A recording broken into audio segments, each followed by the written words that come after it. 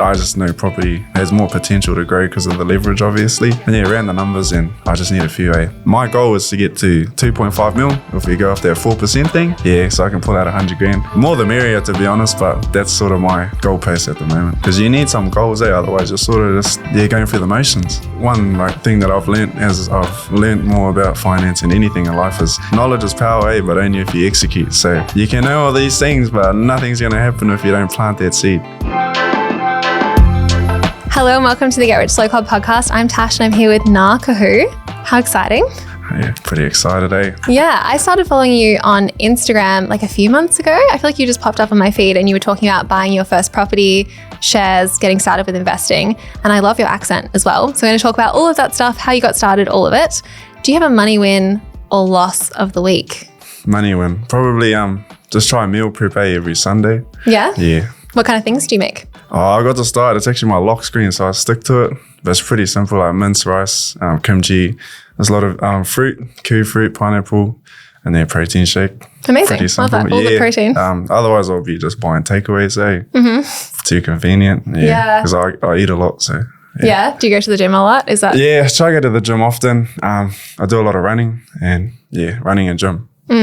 My boyfriend goes to the gym and it is crazy how much more people eat when they are exercising a lot and they are men. It's crazy. Yeah. Nutrition is pretty important, especially for the mental stuff. Yeah, so you can definitely stay sharper throughout the day. Yeah. Definitely. What was your family like with money? Not too bad, Like my immediate family, so my mum was pretty good. I was lucky. She, whenever we went to the grocery store, was always big on getting the specials. Not buying the chocolates because we got to save money. Even for our Christmas presents, she'd wait, wouldn't buy us presents for Christmas. We'd wait for Boxing Day and go for the sales. Yeah. So mum was always big on just saving a buck here and there.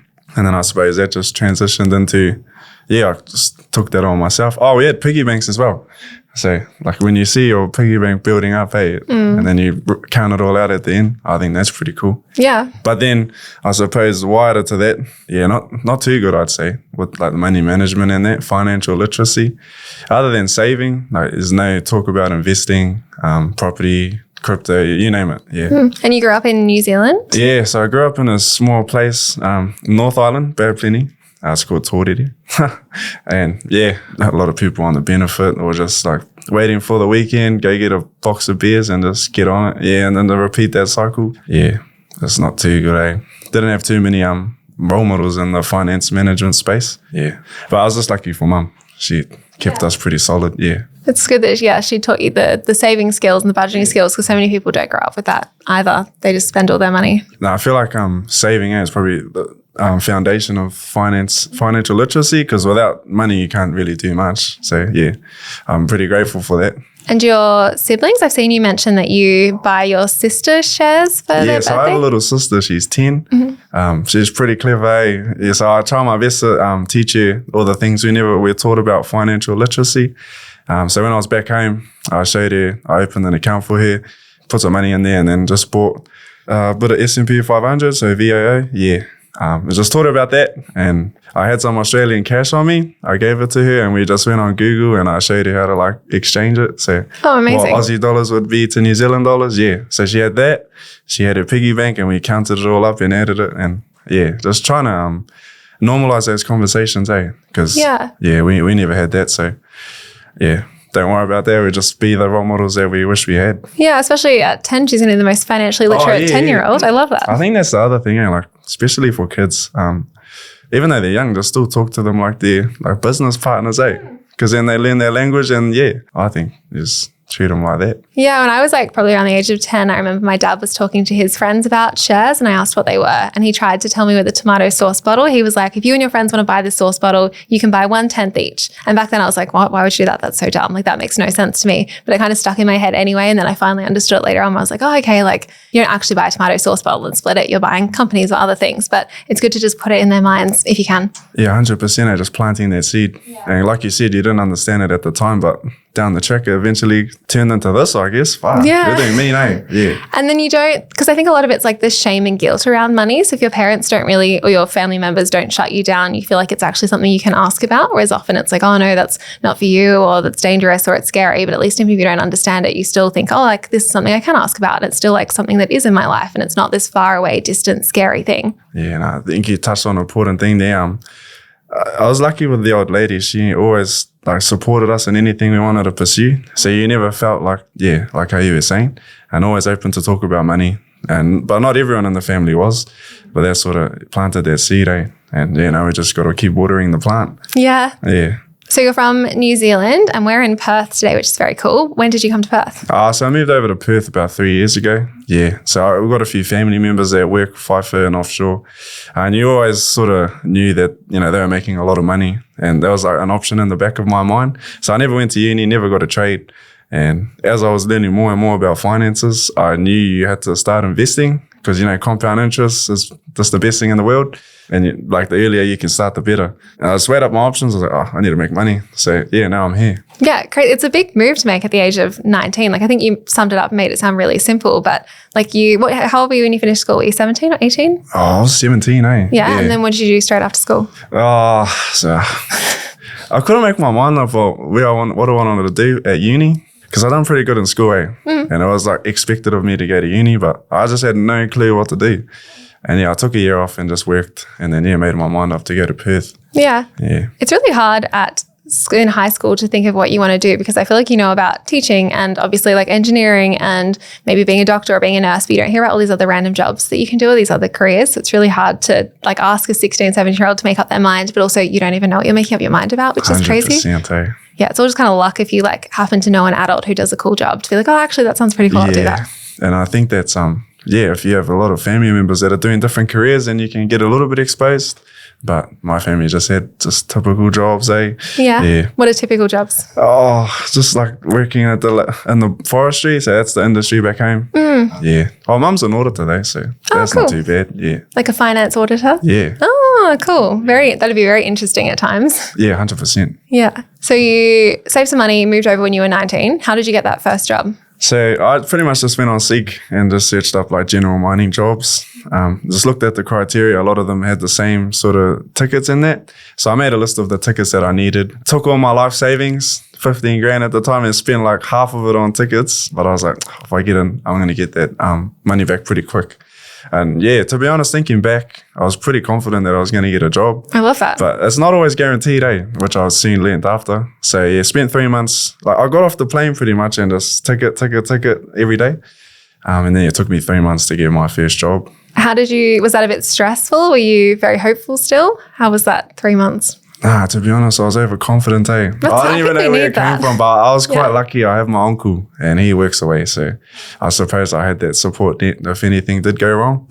But I was pretty confident, to be honest. I love that. I feel like we all need to be a little bit more confident sometimes. I feel like it's easy when you're younger. And I'm glad I did more stuff when I was younger, because you do have that blind confidence of oh, well, it'll work out. It's like they say, the more you experience, the less confident you become, because you come too aware of everything. Anyway, yeah. So you moved over, were you living with your uncle, or did you rent a room somewhere? I still live with my uncle, and I'll probably keep doing that, even if I get some properties, because, that's pretty good. And you still have that family support. And I think being away from home, that's pretty important. Yeah, definitely. Yeah. What was the first job you got on the mines? So I started as a mobile crusher operator. So really? You don't need experience for that? Do you know what that is? Nah, so I started as a trainee, and that's pretty much just big rock into a little rock. You put it through a machine, and you operate certain machines to make it all work. It's a bit dusty, so you're shoveling a little bit. But I knew that I just had to get my foot in the door. And then once you're in the door, just build some relationships, build your rapport, be a good worker. And then, the ball's in your court. I love that. What was your starting salary, if you're happy to share? $38 an hour is what I started on. Wow, okay. So that's pretty good compared to back home. Yeah. So I think back home, let's say Sparky, for example, you're talking $30 to $50 an hour, generally. There's probably some that make more, but so to start on that, and I was talking to guys over here and they wouldn't even get out of bed for that, but I was just over the moon. I was like, this is so good. Yeah, my first reaction was wow, that's not that much for working away, but I love your reaction was this is brilliant. I'm making so much money now. Yeah, well, the first thing I done was jumped on ChatGPT and okay, how much can I earn in a year? And then there's see how much I can put aside to save in that. And I just went hard, I was living off chicken and rice for as long as I could. Yeah? What percentage were you saving? Did you work that out? Oh, I think it was like, might have been 70, 80. Oh, Pretty amazing. high, but yeah, I was quite lucky because I live with my uncle and the rent's not too much. Yeah. Lucky, but also you did it and you made it work and you made the sacrifices and you're like, I'm just going to do this. Yeah. I love that. The other thing I knew was if I just stick to my guns and, work hard every day, turn up on time, leave last, etc., tuck the shirt in, clean shaven, then eventually I'll be able to build a name for myself and then move within the company to somewhere like where there's more potential to grow. Yeah. Have you moved so far? Yeah, so I moved over into production and that gives you the opportunity to move into engineering, safety, training, or become a consultant if you do like a diploma on the side. Yeah, so like the opportunities are wider. Yeah. What do you make now? I make $60 an hour. That's so good. How fun. That's all right. You've like doubled your income almost in 3 years. Yeah, but I need more, eh? Yeah. Yeah. What's your dream job? Or maybe let's step back. What's your dream job like in the mining company you're in? You named so many different like angles and sectors. Where would you go next if you could pick anywhere? To be honest, my dream job isn't in the mining, but if we go in mining... We'll do mining first and then we'll do real dream job. So if we go off mining, I haven't actually thought of that. Whatever pays me the most. So I love that. Just whatever to be comes. honest, probably if I do stay in like the mining industry in production, because there's so many different industries, within the department, sorry. Yeah, probably get a qualification behind me. So like the diploma in mining or engineering. And then, eventually either run a mine site or become a consultant to help people improve their systems, something like that, yeah. Because systems make money, eh? Yeah, and consultants seem to make a lot of money. Yeah, and then like if I focus more on systems, then that should be a bit more transferable between industries. Yeah. And what's your dream job if you could do anything? To be honest, I've been enjoying the content creating, eh? Yeah? Yeah, so pretty much like you, somehow make that my full-time job because I just love helping people out. I love seeing people. I like getting better myself, and then seeing others be better, like from something you may have helped them with. It's just rewarding, eh? Yeah, that's way better than money. Yeah, I love that you love it so much. You're such a positive person. But that's the whole reason why I'm into investing, because I want my time back. I want the freedom of choice like we all do. So yeah, just got to put in the hard yards now, and hopefully soon I'll just be cruising, eh? Just helping people out. Yeah, that'll be pretty cool. Why did you start posting on Instagram? What was the catalyst for that? So I've been posting on Instagram for like ages, but it's sort of only just recently where it's got a bit more traction. I think it's because I've just not tried to be anything I wasn't. Yeah, and that seems to be working. But the ultimate thing for me is I understood the value of a mentor. I started getting around more mentors and it just like skyrockets your progress. So, and thinking back, I never really had anyone in like the finance space, like the gym and that health space, the nutrition space, even like relationships. That's another big thing that anything really that you can think of, we don't really have the best role models for. I don't know why. So I pretty much just try to be the person that I had earlier and would have helped me. So yeah, if that answers your question, that's why I create content. Yeah. So like I love it so much because I feel like the online space after you've been in it for a while, it can feel quite negative and it's made me a little bit jaded. So it's so refreshing that you're so like positive and excited. Like I love that so much. But it seems like your whole life is like that. Like you seem to take that into everything that you do. Well, it's perspective, eh? Yeah. But like the bottom line for me with my content is as long as I can add value, then my job's done. I could get no likes, but if I've given value in some way, shape or form, then that's sweet, because otherwise you can get caught up in the followers in that. But I think if you move with the intention of adding value, it'll come anyway. Yeah, like in value in your work, value in the content, like it's a good way to get to life. Yes. Yeah. But like you said before, perspective's pretty important in anything you do, eh? Like I started, you know how when you're younger, you go back to school and you're just not looking forward to it? Yeah. Well, yeah. I used to dread it on Sunday. Anyway, That's how I started feeling towards mining. I was like, I can't be bothered going back out. But I had to switch my perspective, and it's just a tool that I'm utilizing to help me get to where I need to be. And I think, if you can somehow flip your perspective on things that you actually don't enjoy, but try to do that, and it makes the day go past a bit easier. Eh? Otherwise, you're just a bit negative. And how did you do that? Because that can be quite challenging for some people. How did you randomly be like, okay, I'm going to be happy about this now? I don't actually know what made it click for me, but ever since I've been doing it, I just try to do it for everything in life. It's just all perspective. We can both look at something and you be sad about it, but I'll be, that's all right. Just take what you need and carry on. Yeah. And keep an open mind too. Even though something's negative, they might have something in there that you can help you on your journey. So just, sort of observe, but don't soak it in. Yeah, I think it's really good if you have, because it seems like you've got this bigger goal and this bigger picture. Like if you don't know where you're going, it can be really hard to get up and go to work every single day. But you seem to have this big mission where you're like, I want the freedom. I want to like love my life. I want my time back. So you know why you're putting in the hard work. Yeah, 100%. And I think also, like I talked to a lot of my mentors and they're at the other end and they sort of look back and realize, that was actually the thrill, the process, the chasing after something that you don't quite have. Yeah, and they're sort of where they are and it's just a bit boring. Yeah. So looking at it from their perspective as if I'm already there. Yeah. Yeah. You seem very mature for 22. That's great. I get it all the time, man. I think age is just a number. Like you are who you surround yourself with, and I just hang around a lot of older people, eh? Yeah, that's the secret. I don't know, people my age they're just on different chapters, I suppose, of their life. Yeah. Yeah, I was a little bit like you when I was a bit younger. I can't believe I'm saying I'm a bit like when I was younger. I feel like one of those old people now. Yeah, I'm turning 28 in a few weeks. Oh, still spring chicken. Yeah, I used to always hang out. 28. Yeah, I used to always hang out with people who are older than me when I was younger as well. Yeah. Yeah, I don't know what's your zodiac sign? I'm Libra. True. Yeah. I've been meeting a lot of Libras, anyway. How good. Back to money and investing. This is all related though. But what was your first investment and how old were you? Oh, my first investment was into sharesies. So I was at school in my last year and it was actually COVID, eh? Yeah, 2020. And a few of the boys were just on sharesies. Yeah, I don't know if I can say that on the podcast. Say that, yeah. Because I know you feel like, but anyway. No. Yeah, so they were on there and they were like buying shares and I was like, So that was sort of my first introduction to shares. And I pretty much just gambled on my first one. I put it into a company and it went up. Yeah. But then typical, it went down a lot. And then I was like, no, it's going on. Yeah, made all the mistakes that they talk about.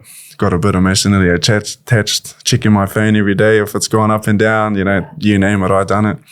And before I found ETFs there, I was trying to which company is going to perform good? And yeah, so that was sort of my first look into investing. And then also got into crypto because that was the hype as well. I was right at the top of the bull market. So yeah, pretty much bought it at the highest you could. And that went down a heap as well. So did you keep it or did you sell it? No, I kept it. Yeah, so it's gone back up again? I sort of knew that you only realize your losses or gains once you sell. So I just had to hang it out. But there was no education. It was all just gambling. Yeah. But that sort of started me off. And as I learned more, it steered me towards ETFs like yourself. Yeah. Yes. So I think just keeping it simple, stupid, really helps out with investing. How did you learn about ETFs? Did you have books or YouTube videos? I don't actually know, to be honest. I suppose I was just listening to more and more podcasts, and when I got to Australia, especially, I found your one. Was it a Get Rich Slow Club? Yep. Yeah, I like the name, eh? That's so thank true. You. I think we, just a little side topic, a lot of people want to get rich quick, but to be honest, you just got to stick to the traditional, just slow and steady, consistent. Yeah, but you sort of introduced me to them a bit more in depth. Oh, yeah. With ETFs, yeah. I think it was you, and I can't even remember, but yeah, I learned more and more about ETFs and I really like them. How do you invest now? Do you allocate a certain amount every week towards investing? Yeah, so at the moment, at the bare minimum, I try to allocate 40% towards investing and then 20% towards savings. And it used to be an even split between crypto and shares. But now I've gone a lot more heavier into crypto. How much do you have in crypto now?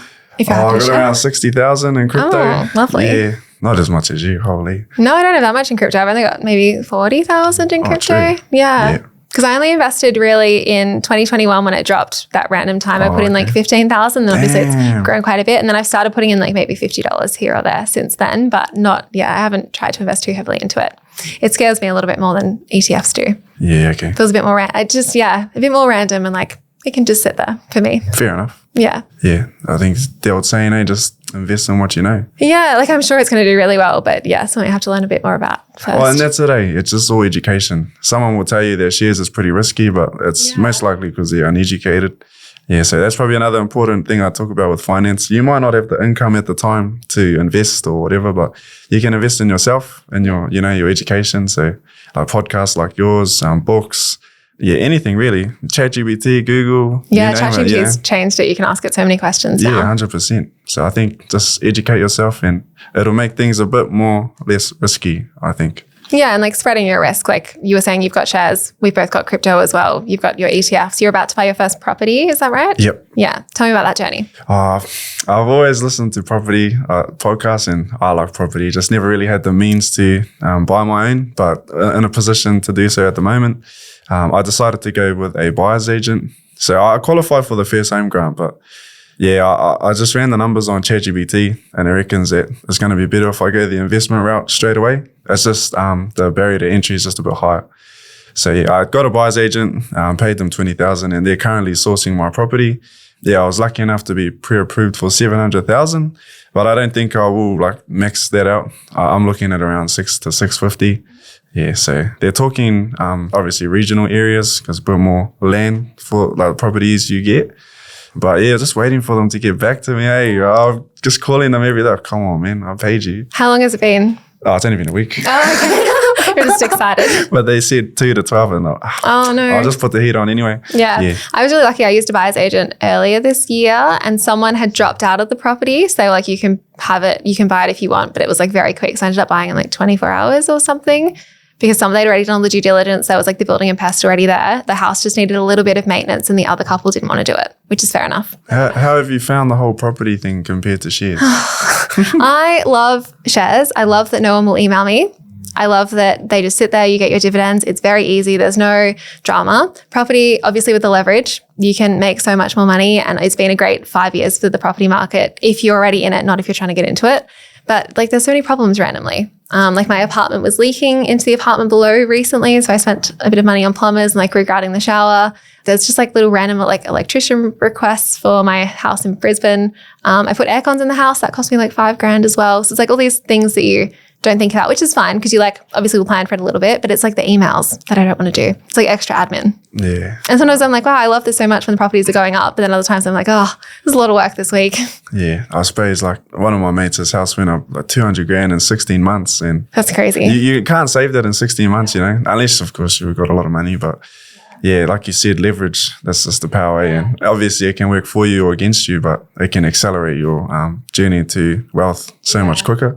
But as you mentioned, shares, you know, you got no one calling you, there's no tenants in your sharesies. Like, yeah, it's just pretty crazy. It's a bit more liquid as well. So if you need the money, you can sort of cash it out pretty good. Yeah. I think the tax system is unfortunately set up to benefit people who own at least one property, because then you can it's easier to get a loan if you have a property already. So if I want to refinance and take money out, I can get that at a lower interest rate than a business loan or something else like that, which is just crazy to think. But it's like pretty much like you have to almost have that property to get those cheap loans for other things. Yeah, and that's just how it is, eh? So you just got to play the game, you know. Yeah. The rules are set up the way they are, and just don't really moan about it. Just play the game, and be good at it. Play the game, advocate for change in areas it needs to change, and just be a good person. Yeah, that's right. That's right. I think if you always move with that, being a good person, and you're playing the game, but you don't necessarily agree with the rules, you'll be fine. And just stick to your values, eh? Like what's right for you might not be right for the other person, and that's fine. Yeah, because you can do, I didn't have to put air cons in my Brisbane house, but I was like, I would hate to live there without air con. So I'm going to pay the money to put them in. But I guess some people might have been like, oh, that's not worth it because it still rents for the same amount. There's things like that you can do to kind of be, I know people hate the saying, but you can be like a better landlord. Controversial, but. Yeah, so what I've actually done to get my property is I was pumping most of my cash into, your one, the DHHF, the high grade one. Yeah. And then I'd cash most of it out to put towards the deposit. But eventually I think I want to have a mix of property just because of the growth you can get. And then shares and crypto as well, because, why not? Yeah, it'd be nice and diversified. I love that. Yeah, 100%. How much of a deposit did you save for your property? So depending on, if we go for the 600, I'll need around 100,000. Mm-hmm. So I got about 100,000. Yeah. But I didn't have to touch my crypto, so that was pretty good. Perfect. Yeah, I was trying not to. Have you always been waiting to save up to buy the property? Has that always been the goal? That's always been my end goal. So I sort of knew I had what's it been now, 2.5 years. I've been sitting on the fence for half a year, whether I go first home, whether I invest in New Zealand, Australia, investment property. But I finally decided. But I knew I had a 2-year runway, so I sort of used that time to learn more about property, learn more about shares through podcasts, books, so that when you do get the money or the property, it's not overwhelming. Yeah, and you don't feel those anxious things because you sort of understand why things are happening. Like you say, you got tools like emergency fund just in case you need a maintenance bill or something like that. Yeah, so trying to educate myself as much as I can to take out that, to give me confidence, because confidence comes with evidence. So the more evidence you got, you're better equipped. Just doing it and faking it until it works. Oh, not fake. Sort of faking it. Yeah, we're pretty good at that. Yeah. Not faking it, but just being like, if everyone else can do this, why can't I? 100%. And I always want to be a millionaire by the time I'm 30. So I was like, well, I already know I'm going to be the millionaire, so I might as well get ready. Yeah. So, learn, get a team in place, good accountant and all the rest of it, and you'll be sweet. Yeah. So when I get mine, I'm going to get a property manager. I love that. Because I'm lazy, so I'll just let them do it. They know all that. Yeah, I'll just pay them whatever the fee is and sweet as. Amazing. Yeah, why did you pick Australia instead of New Zealand? I only picked it because, so I was looking at getting a house back home. And back home, you need 20% for a new build or 30% for an established. Really? Yeah. I didn't know it was so high. Wow. Yeah, because they want you to buy more houses, to build more houses, sorry.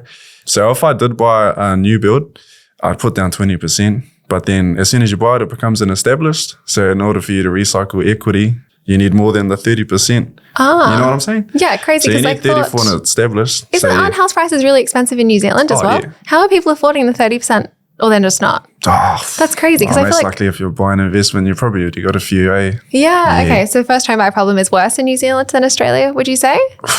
Or is it okay because there's still cheaper places? But I'd say so. Because, the median income here is probably way higher than back home, I'd say. Yeah. And I've heard that like sometimes food prices can be more expensive in New Zealand when I see those TikToks. Like a block of cheese is like $16. I don't know about that one, But that's crazy. Anyway, Okay, so we've got it kind of lucky here where you can buy with the 5%, but also that's caused other problems as well with house price increases. Don't get me started on that one, Yeah, they know what they're doing. Anyway, so that was the case there. And in order for me to recycle equity, I needed to grow more than 30. But here you only need 20. Yeah. So I was like, it'll be a bit quicker for me to recycle some equity. Yeah. Yeah, so that's why I chose here. So your plan is to buy more properties after this first one? Or just leaving your options open? Most likely. Yeah, leaning towards more capital growth because in the long run, according to ChatGPT, that's what grows faster. So yeah, I'll just stick with that. But my mate, he actually uses a bit of equity to buy crypto. So I'll probably dabble in that as well. Oh, yeah, crazy. And it's done well for him. Yeah, it's risky, I guess, with equity for anyone listening because you have to actually take a loan out to use the equity. So if your crypto crashes, you'll still have the loan, even if the crypto is worth less. But it can pay off for some people. Yeah, 100%. Yeah, I guess it's like the whole debate around do you like borrow money to buy shares or not? And property, we seem to think it's a lot safer because it doesn't go up and down as much as shares, but shares do. So it's, balancing all of that kind of stuff. But definitely like leverage is the way to get ahead, unfortunately. Yeah, and that's the harsh truth, really. Like I advise this to anyone listening. Oh, no, I'm not giving advice, but you can advise from my experience. Yes. I sit down and just like what I'm earning right now, I'll just type it into ChatGPT and go, what will I have in 10 years? And it'll give you literally what you're going to have. There's no guessing. And then you can sort of dabble in, okay, if I go shares, if I go crypto, property, or a combination, it'll spit you out numbers. And then you can go, there's a pretty big gap between where I want to be and where I'm heading.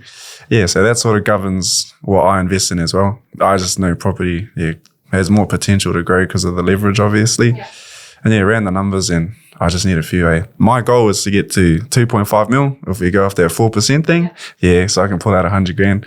More the merrier, to be honest, but that's sort of my goalpost at the moment. Yeah, I love that. I love, the ambitious goals. It's so good. Because you need some goals, otherwise you're sort of just, going through the motions. Yeah, it's like some people get really caught up on like, well, I don't know what I want to do, but it's great to work towards something, even if it changes, because then at least you've gotten some way there, which is really great. I'd love to hear a little bit more about your family and how you feel about finances with them. Are you very open about your finances with them? Do they all follow you on Instagram? Is that a bit of an interesting discussion sometimes? Yeah, I don't know. It's like for me, and I'm trying not to think like this, but I don't like making people feel bad for the position they're in because of the decisions they made with their money. But I need to get out of that and just share what I've learned with finance. So the conversations are getting much better. I'd say with the younger generation, we're a lot more open to like learning things. But with my mum's generation, a little bit different, I suppose.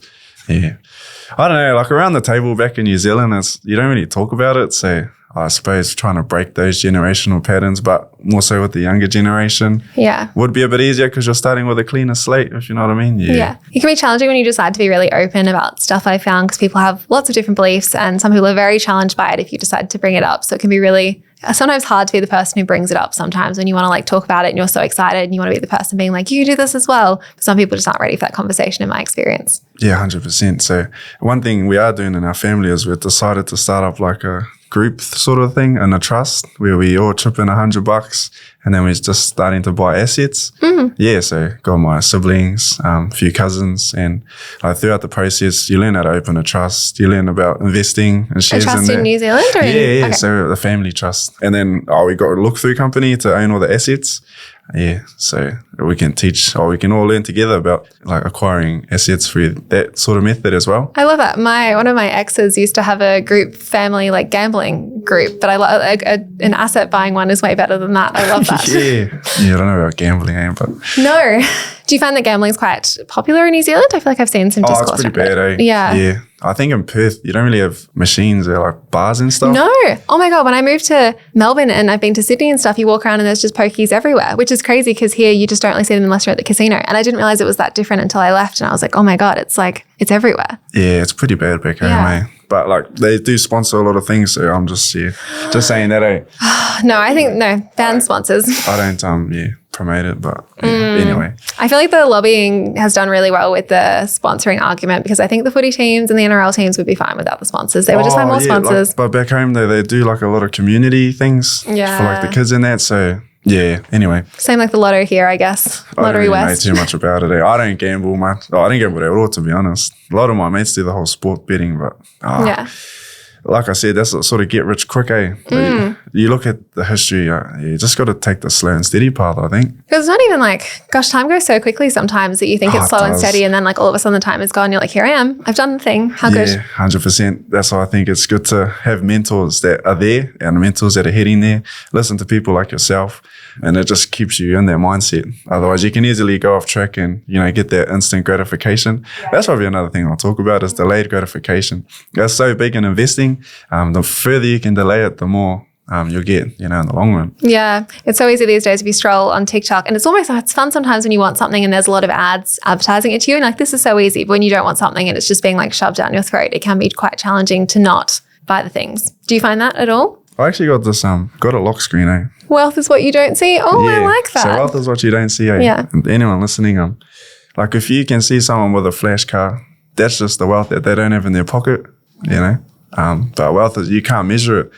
And I know, knowing that sort of just makes me feel better about myself. Like, wealth is what you don't see, that, I know. Yeah. Yeah. So when you really know what you want to do, like I feel like you're so like me when I was I don't want to say I'm a bit younger because you're only like 5 years younger than me, but I feel like you give so many younger vibes. But oh, true. When I was like 5 years ago or whatever, I feel like we were quite similar, where it's like you don't know exactly where you want to be, maybe. Like you can't picture everything exactly, but you know how you want to feel. And you know like that you want to have the freedoms and you want to be somewhere and you want to have that $100,000 a year because that would be really fun. Like it's good to know that you want that stuff and to work towards it. Yeah. And you sort of got to picture yourself already there. Because once you're there, like all that hard work you've done is just like gone. Yeah. There, and then it just gets easier and easier. Just chilling. Yeah. Yeah. You only have to it's only 10 years or however long you need. And then you still got way long left to live. Yeah. And you can just cruise.